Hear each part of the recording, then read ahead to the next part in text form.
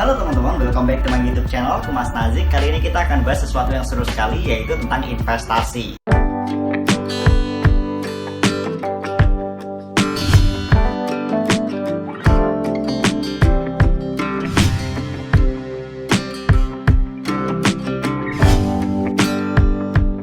Kali ini kita akan bahas sesuatu yang seru sekali, yaitu tentang investasi. Teman-teman pasti sepakat ya, kalau kita menabung uang di rumah, di bawah bantal, itu beresiko hilang dan nilainya tidak bertumbuh, justru malah terdepresiasi karena inflasi. Sehingga berinvestasi seperti di saham, obligasi, kemudian di reksadana, itu adalah cara terbaik di mana kita bisa memanfaatkan uang kita untuk dipakai terlebih dahulu oleh orang, supaya uang kita bekerja untuk kita, bisa bertumbuh dan berkembang. Nilainya tidak termakan oleh inflasi atau depresiasi yang angkanya sekitar 4% per tahun. Jadi ketika tahun lalu teman-teman punya Rp1.000 bisa buat permen dapat 5, sekarang dapatnya 3. Tahun depan mungkin dapatnya cuma 2 ya. Jadi lama-lama permen jadi satu kepingnya itu Rp1.000. Nah, itu adalah bentuk inflasi yang tentu harus kita hindari dari bagaimana pola kita atau cara kita menyimpan uang. Nah, cara terbaik dalam menyimpan uang adalah dengan berinvestasi. Selain uangnya bekerja, bertumbuh, kita juga bisa mendapatkan pendapatan pasif tanpa kita perlu bekerja aktif. Kita terhindar dari resiko kemalingan, kemudian terhindar dari inflasi ya, dan tentunya kita menjadi orang yang lebih pintar atau cerdas secara finansial. Teman-teman pernah dengar ya, pasti beberapa hari yang lalu sempat viral tentang IPO-nya Bukalapak. Saham Bukalapak ditawarkan perdana di bursa, kemudian perdagangannya sangat masif sehingga menyentuh batas atas atau ARA, auto reject atas. Nah, teman-teman, aku disclaimer terlebih dahulu bahwa followersku di Instagram ataupun di YouTube ataupun di TikTok itu rata-rata ada yang sudah paham detail tentang saham, dan rata-rata juga ada yang belum sepaham sih.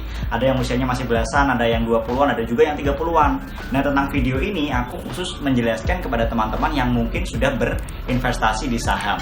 Nah, jika teman-teman belum berinvestasi, nggak apa, tonton aja video ini, karena dengan begitu teman-teman mendapatkan wawasan, teman-teman bisa menambah pengalaman untuk nanti bisa juga mulai berinvestasi di pasar saham. Nah, aku mau bahas tentang fenomena Bukalapak kemarin ya, di mana dia bisa sampai perdagangannya luar biasa masif. Itu disebabkan karena apa gitu ya. Nah, Bukalapak itu perusahaan teknologi e-commerce di Indonesia, di mana dia unicorn Indonesia. Kemudian dia juga kapitalisasi marketnya juga besar, nilai dia juga besar ya, triliunan rupiah. Bahkan aku sempat dengar itu sampai ratusan triliun, koreksi jika aku salah ya. Nah, kemudian juga dia merupakan pemain lama di e-commerce di Indonesia ya. Walaupun masih lebih besar Shopee ataupun Tokopedia, namun Bukalapak juga termasuk e-commerce yang raksasa Indonesia. Nah, sehingga banyak investor atau kemudian banyak yang menanamkan uang mereka ke Bukalapak karena alasan tersebut. Tapi apakah iya? Kayaknya enggak deh. Kalau menurutku ya, Bukalapak adalah perusahaan yang sampai saat ini masih mencatatkan kerugian, sehingga berinvestasi di Bukalapak dalam jangka panjang bukanlah termasuk ide atau gagasan yang bagus. Bukan untuk membuat saham Bukalapak tidak bergerak secara bagus. Tanggapanku ini, yang dengar siapa sih? Mungkin penontonku juga nggak ada 10.000 ya. Kalau video ini sampai 10.000 penonton itu udah keren banget. Yang jelas saham Bukalapak itu harus terus di-upgrade oleh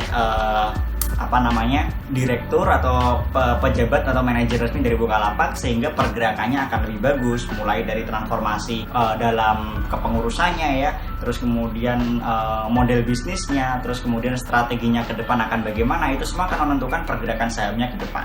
Nah, aku sebagai investor jangka panjang sangat melihat akan fundamental tersebut, sangat melihat Bukalapak itu kepengurusannya bagaimana dan ke depannya akan bagaimana. Aku tidak melihat bagaimana bulan depan pasti belum ada perubahan, ataupun bulan depan pasti hanya perdagangan singkat jangka pendek, di mana itu disebut dengan trading. Nah, dalam fenomena kemarin kok sampai Bukalapak itu tembus batas atas, itu karena banyaknya berita yang membakar Bukalapak ini.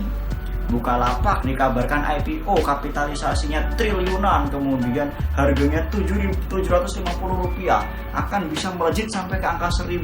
Berita-berita yang membakar tersebut membuat banyak investor-investor pemula, retail ya tentunya, yang modalnya cuma ratusan ribu atau jutaan rupiah doang itu masuk membeli Bukalapak, tapi singkat. Hanya dalam hitungan hari ketika fenomena itu terjadi, beritanya membakar, semuanya membeli Bukalapak melejit sampai di angka 1.200. Kemudian ARA menyentuh batas atas atau reject ke atas, nggak bisa naik lagi. Kemudian begitu semuanya udah nyapai profit maksimal, semuanya tarik dana, sehingga Bukalapak jadi merah lagi. Nah, itu adalah fenomena di mana Bukalapak terbakar oleh berita. Nah, dalam memahami mindset investor saham atau investor pada umumnya ya, termasuk aku ya, kita tidak boleh termakan berita. Karena kalau kita termakan berita, kita bukan investor, kita trader ya. Trader adalah mereka yang selalu mencari berita aktual tentang saham yang akan digoreng, atau saham yang akan meledak, atau saham yang akan melejit gitu ya. Mereka selalu cari berita tentang itu. Tapi bagi kita investor yang profesional, yang mungkin berinvestasi jangka panjang, yang disebut dengan investor sesungguhnya ya, bukan trader, kita melihat fundamentalnya. Yang seperti yang aku jelaskan di awal tadi, bagaimana sih kepengurusan Bukalapak dan bagaimana strategi marketingnya ke depan, 1 tahun ke depan, 2 tahun ke depan, dan 3 tahun ke depan gitu. Sehingga kita menitipkan dana ke mereka itu, kita tahu 3 tahun lagi akan dapat berapa dan 3 tahun lagi akan seperti apa. Aku sendiri belum berinvestasi di Bukalapak, sehingga aku bisa mengajukan atau menjelaskan analisisku secara gamblang, tidak ada rasa berat hati atau tidak ada rasa karena aku memiliki sahamnya, bukan ya, karena aku juga belum punya. Kalau menurut analisisku pribadi secara umum, dan juga aku membaca kajian-kajian dari analis-analis profesional tentang saham ya, bahwa kalau kita baca laporan keuangannya ya teman-teman ya, kita juga harus bisa membaca laporan keuangan saham kalau kita mau menjadi investor yang profesional. Kita tahu bahwa Bukalapak dalam tahun 2019-2020 masih mencatatkan kerugian berkisar 1,5 sampai 3 triliun. Itu angka yang besar sekali untuk kerugian perusahaan.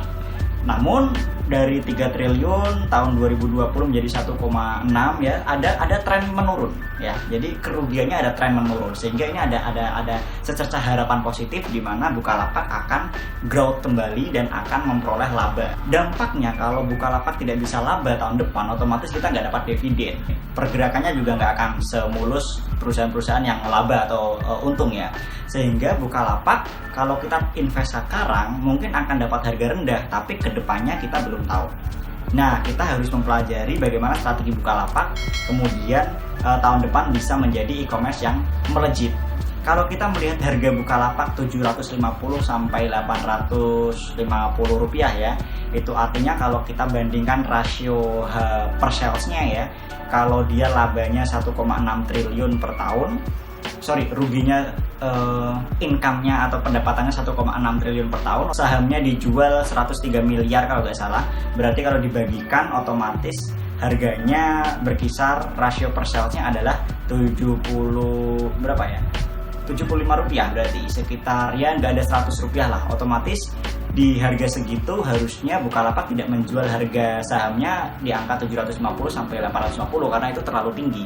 16 rupiah ya, 16 rupiah loh. Tapi jualnya mereka 750 sampai 850, itu termasuk rasionya terlalu tinggi karena harga saham yang yang standar ya, dia itu mentok 15 kali rasio per share. Jadi tadi 16 rupiah ya, 1,6 triliun dibagi 103 miliar, itu artinya 16 rupiah. 16 rupiah itu harus mentok dikalikan 15 aja, nggak boleh sampai 750. Itu berarti dikalikan berapa itu? Dikalikan 56 kali ya, 50 kali ke atas, itu terlalu tinggi harganya. Sehingga Bukalapak itu termasuk menjual sahamnya itu termasuk mahal ya, termasuk mahal. Namun tidak masalah karena pergerakan itu masih bisa optimis jika perusahaan Bukalapak bisa merevolusi cara-cara terbaik mereka untuk bisa meraih laba kembali. Walaupun trennya dulu ruginya triliunan kemudian menurun, semoga tahun depan juga terus menurun. Namun aku belum bisa memastikan akan hal itu, oleh sebab itu aku belum investasi. Nah, kalau kita tanya kemarin mengapa saham Bukalapak bisa sangat trending, karena ada momentum berita, ada momentum trading di mana bisa dimanfaatkan secara singkat untuk trading jangka pendek, memanfaatkan momentum untuk memperoleh keuntungan dalam waktu yang singkat. Jadi teman-teman harus bisa membedakan gitu ya, mana yang investor, mana yang trader. Kedua hal ini tuh sangat beda sekali gitu. Yang satu nyari duitnya singkat, yang satu santai aja gitu.